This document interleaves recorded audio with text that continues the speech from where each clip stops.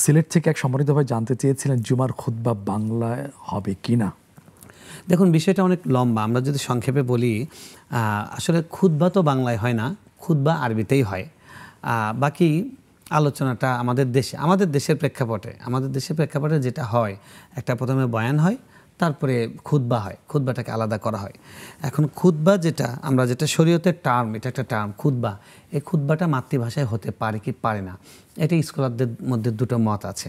তো ইমাম আবু হানিফা রহমতুল্লাহ আলাইহি সহ আমরা ও উপমহাদেশের লোকজন বেশিরভাগই তারা ফিকে হানাফি অনুসরণ করেন। সেখানকার মত হলো যে ফাস্তামিউ লাহু ওয়া আনসিতু ইযা নুদিয়া লিস-সালাতি মিন ইয়াউমিল জুমআহ ফাসআউ ইলা যিকরিল্লাহ।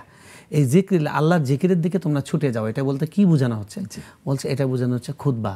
আর যেটা আল্লাহর জিকির, এটা তো আল্লাহ কর্তৃক ফিক্সড, এটা তাআব্বুদি, এটা নিজেদের থেকে বানাবার কোনো স্পেস নেই। যেমন নামাজের মধ্যে নিজেদের থেকে কোনো ইস্তেহাদ করার সুযোগ নেই।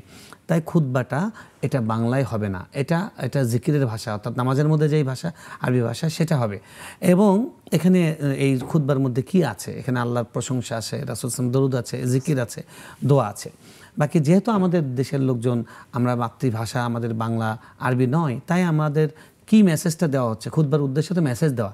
এই জন্য জুমার আগে আলাদা আলেমরা একটা বয়ান করেন, সেটা অনেকে ওই মিম্বারেই করেন, অনেকে সেটা সরে গিয়ে করেন। তো অনেকে আবার বলতে চান যে সেটার স্পেস নেই, কারণ খুতবা তাহলে 3টা হয়ে যাচ্ছে। কথাটা সঠিক নয়, কারণ খুতবা দুটাই হচ্ছে। এটা খুতবা পূর্বে একটা বয়ান, একটা আলোচনা। আবু হুরায়রা রাদিয়াল্লাহু থেকে আমরা একটা বিষয় আসছে বোধহয়, উনি তা আলাদা জুমার আগে বোঝানোর জন্য। জি, আরও দু একজন সাহাবীর ব্যাপারে এরকম মত আছে যে তারা মানুষকে কনভিন্স করার জন্য জুমার আগে একটু আলাদা তাদেরকে কনভিন্স করার জন্য কিছু কথাবার্তা বলতেন। আমরা সারমর্ম যদি টানি, সেটা হলো যে খুতবা তো আরবিতে হবে, এটাই উত্তম।